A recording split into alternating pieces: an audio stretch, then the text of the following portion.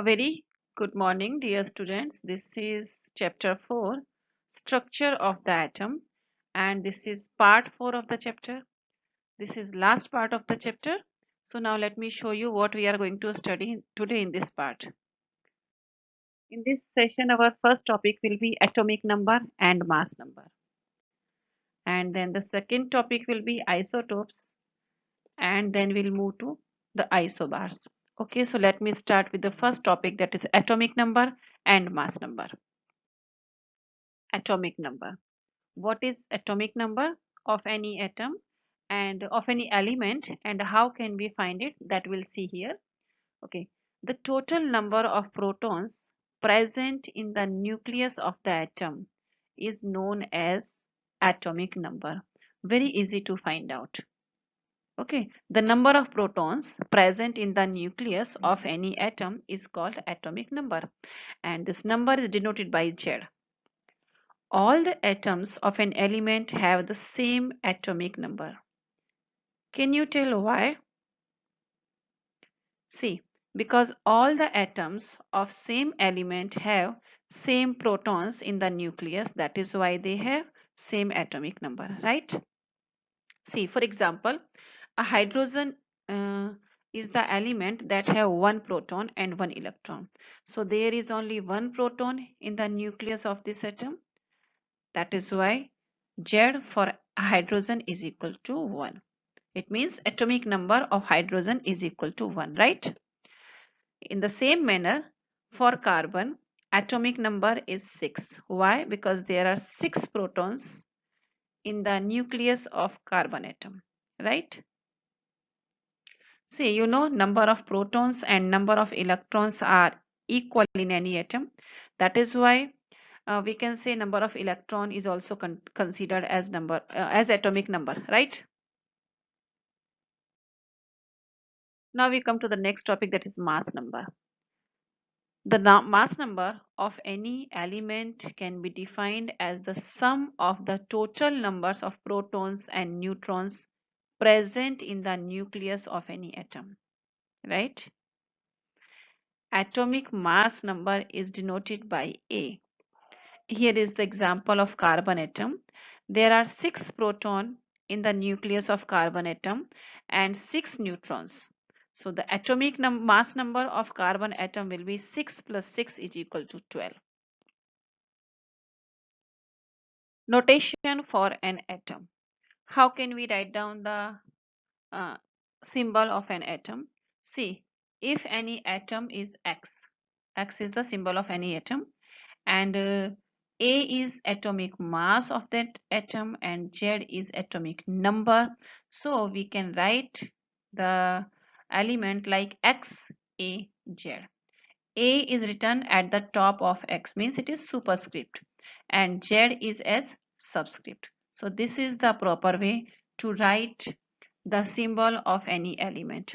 And here it is explained with the help of carbon. See, this is carbon. There are 6 protons in carbon, 6 neutrons and 6 electrons. So Z for carbon is 6 and A for carbon is 12. So it is written like that. C and here 12 and this is 6. Okay. And here you can see the presentation of helium. There are 2 protons and 2 neutrons in the nucleus of helium, and there are 2 electrons in helium. Okay, so atomic number of helium is 2 and atomic mass of helium is 4. So this is the way helium can be written as, right? Okay, this is the presentation chemical symbol for any element. So A is always written at the top and this is Z atomic number. Okay, calcium can be written like 40, calcium 24. This is 40, this is A and this is Z. So the number written over here at the top of the chemical symbol is always mass number, and this is atomic number.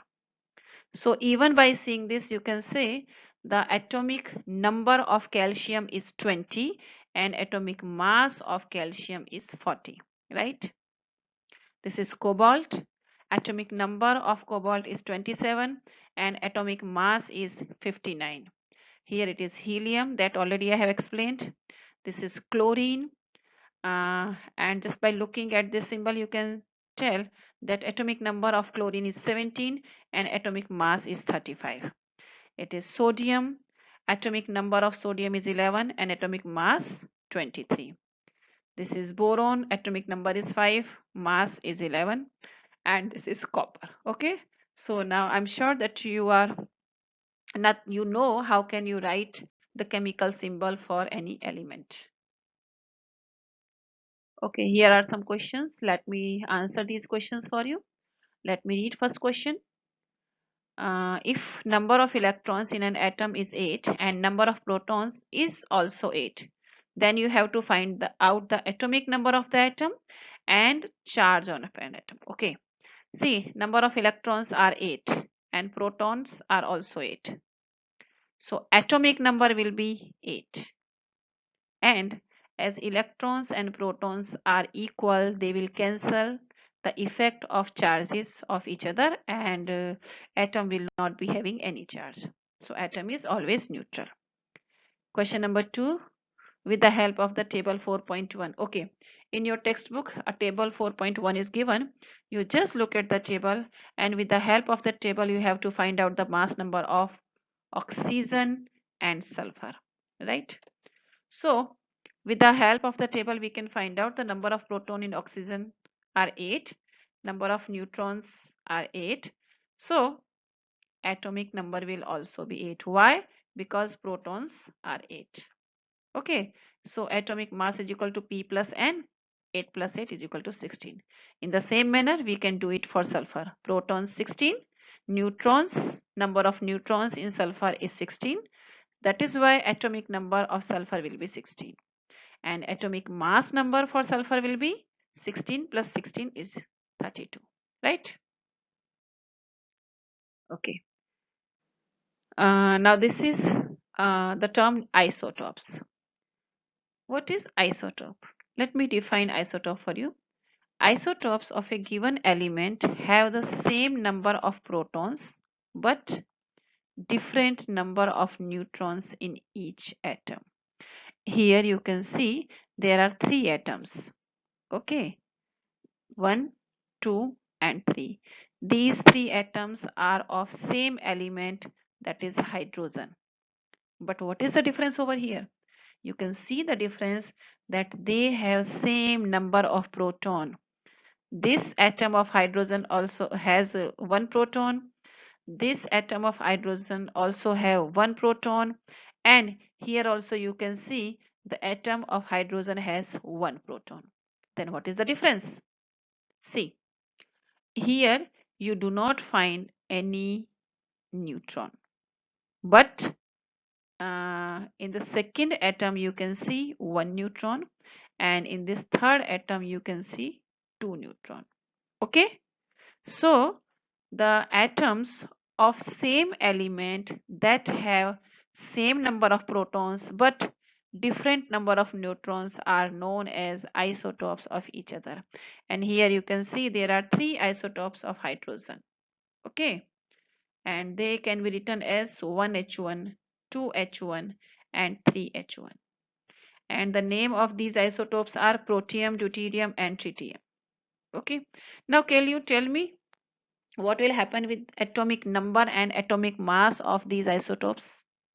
See, number of protons are not changing, so atomic number will not change, but number of neutrons are changing in the nucleus. So P plus N means atomic mass of the atom will change, right? Okay, same atomic number but different mass numbers are there in isotopes. Here you can see isotopes of carbon. There are 3 atoms and all 3 atoms are of carbon. And you can see that in all 3 atoms number of protons are equal. There are 6 protons, but number of neutrons are changed. 6 neutrons Here 7 neutrons, and third atom of carbon has 8 neutrons. Okay, so this is carbon 12, this is carbon 13, and that is carbon 14. Okay,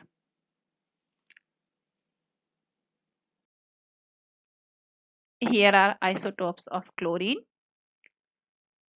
Uh, okay, in first atom of chlorine there are 17 protons, 18 neutrons, and 17 electrons. In second atom of chlorine there are 17 protons, 20 neutrons, and 17 electrons. Okay, you can see that number of protons are equal, but number of neutrons are changing, and that is why atomic mass of the atom is also changing. Okay, now many atoms consist of a mixture of isotopes. Each isotope of an element is a pure substance. Okay, and here you can see the list of the isotopes of different elements. The chemical properties of isotopes are similar, but physical properties of isotopes are different from each other. Okay. Now isotopes and relative atomic mass. How will you find out the atomic mass of those atoms who belong to same element but have different atomic masses? Okay, so we can find out the atomic mass of those atoms by adding their protons and neutrons. Fine. But how to find out relative atomic mass of that element? As for an example, you can see there are two atoms of chlorine on your screen. Okay, this is the first atom and that is second atom. Both the atoms are isotopes of each other, right? In the first atom of chlorine, you see there are 17 proton, 17 electron, and 18 neutrons, right? And in second atom of chlorine, there are 17 electrons, 17 proton, and 20 neutrons, right? So uh, Cl35 is found 75% in nature, while Cl37 is found 25% in nature. So how will we decide the relative mass of chlorine? So here we'll multiply the atomic mass with the percentage, and then we will add them and we will find out the relative atomic mass. So 75% into 35 plus 25% of 37 is equal to 35.5. So whenever we will talk about atomic mass of chlorine, we will take it 35.5, right? So this is the method of finding out relative atomic mass of any element that has isotopes. Okay, now how did we got this 35? That you can see from here. 35 75% of 35 means 35 into 75 upon 100. Okay, then 25% of 37 means 37 into 25 by 100. So 105 upon 4 plus 37 by 4 is equal to 142 by 4. And after dividing 142 by 4, we'll get 35.5, right? The mass of an atom of any natural element is taken as the average mass of the naturally occurring atoms of that element. If an element has no isotopes, then the mass of its atom would be same as the sum of protons and neutrons in it. But if an element occurs in isotopic form, then what will happen?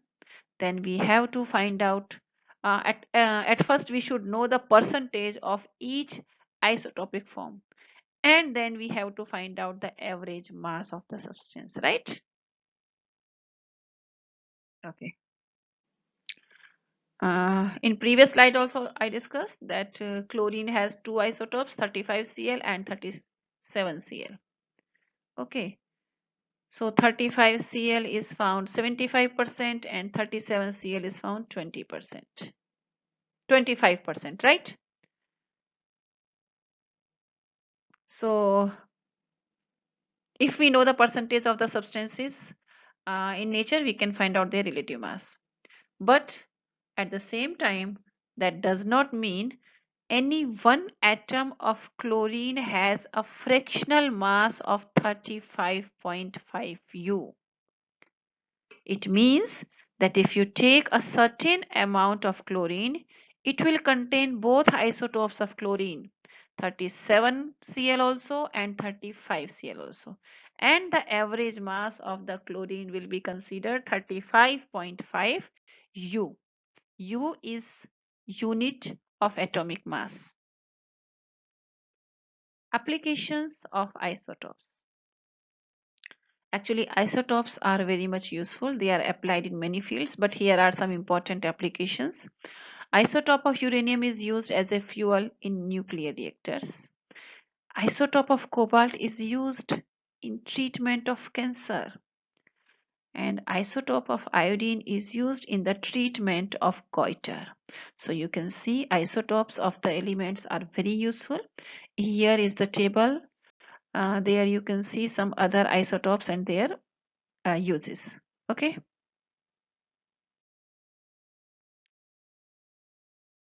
This is cobalt ore. You can see the picture. That is phosphorus ore. And here you can see the isotopes of carbon, phosphorus, selenium, strontium, hydrogen, cobalt, iodine, carbon, sodium, thallium, and technetium. They all are very much useful in various fields, right? Carbon 14 is used in carbon dating of the organism and to find out their age. Isotopes of phosphorus are used in research involving biology and genetics. Selenium 75 is used in protein studies in life science. Strontium 85 is very much useful in bone formation studies and metabolism. Isotope of hydrogen is used to study life science and drug metabolism. Isotope of cobalt is used in radiation therapy to prevent cancer. Isotope of iodine is used to locate brain tumors and to monitor cardiac, liver, and thyroid activity. Isotope of carbon, carbon 14, is used to study metabolism changes for patients with diabetes, gout, and anemia. Again, uh, isotope of carbon is used to monitor organs during a PET scan. Sodium 24 is used to study blood circulation. Then isotope of thallium is used to determine damage in heart tissues and it is used to detect tumors also. Okay, and technetium is used to locate brain tumors and damage heart cells. So you can see that isotopes of elements are very much useful. Now we come to the next topic, that is isobar. Let me define it at first and then I will explain. Atoms of different elements with different atomic numbers which have the same mass number are known as isobars. Here you can see the difference. In isotopes, the element was same and we were talking about different atoms of same element. But here the element are different. Okay, but these atoms of different element has same mass number but different atomic number, right? You can see argon 40 atomic mass number, and here again 40 atomic mass number, and here again 40 atomic mass number. So argon, potassium, calcium, they all have same mass number but different atomic number. Atomic number of Ar is 18, atomic number of K is 19, atomic number of Ca is 20. What does it mean? It means they have a different number of electrons in their orbits, right?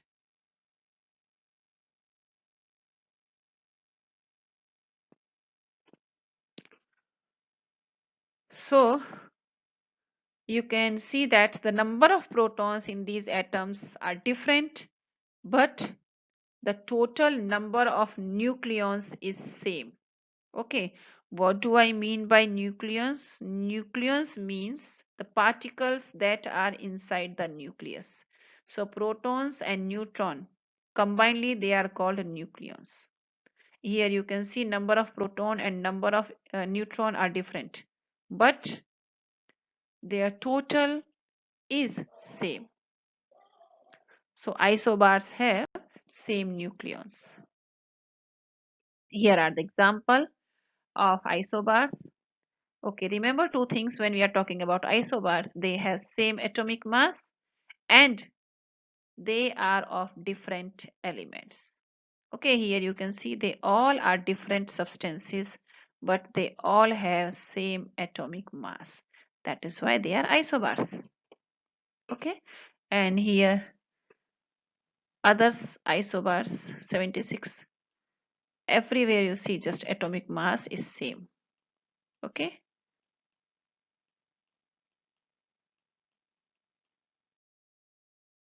Now let me put the difference between isotope and isobar in front of you so that you can understand it clearly.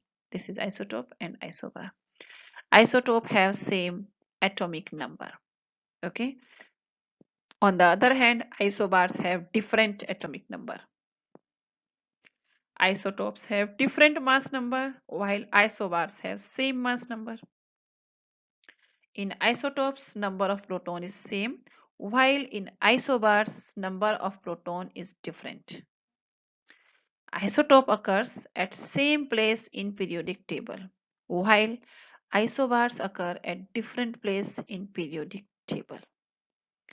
Example of isotopes are 35Cl17, 37Cl17. And here examples of isobars are 76Ge32, 76Se34. There are so many examples, you can take any. Now at first let me delete this, let me clean everything. Okay, one more thing you can see, isotopes are of same elements. These are the atoms of same element, while in isobars elements are different. So these are the atoms of different elements, right? So what did you learn in this chapter? If I sum up the important points, so these are according to these. Credit for the discovery of electron and proton goes to Sir J.J. Thomson and E. Goldstein respectively. Means electron is discovered by J.J. Thomson and proton is discovered by Goldstein. J.J. Thomson proposed that electrons are embedded in a positive sphere. Rutherford's alpha particle scattering experiment led to the discovery of the atomic nucleus. Rutherford's model of the atom proposed that a very tiny nucleus is present inside the atom and electrons revolve around this nucleus. The stability of the atom could not be explained by this model, and Niels Bohr model of the atom was more successful. He proposed that electrons are distributed in different shells with discrete energy around the nucleus. If the atomic shells are complete, then the atom will be stable and less reactive. Sir J. Chadwick discovered the presence of neutron in the nucleus of an atom. So, the three subatomic particles of an atom are electrons, protons, and neutrons. Electrons are negatively charged, protons are positively charged, and neutrons have no charges. The mass of any electron is about 1 upon 2000 times the mass of an hydrogen atom. The mass of a proton and a neutron is taken as 1 unit each. Shells of an atom are designated as K, L, M, and N. Valency is the combining capacity of an atom. This is very simple definition of valency. The atomic number of an element is the same as the number of proton in the nucleus of its atom. The mass number of an atom is equal to the number of nucleons in its nucleus. Nucleons means P plus N. Let me write here P plus N. Okay. Isotopes are atoms of the same element and they have different mass numbers, while isobars are the atoms having the same mass number but different atomic numbers. Elements are defined by the number of protons they possess. So I hope that you like the session. Now the chapter is over. You write down the question answer of the exercise in your fair book, and now we'll meet with a new chapter. Thank you, students.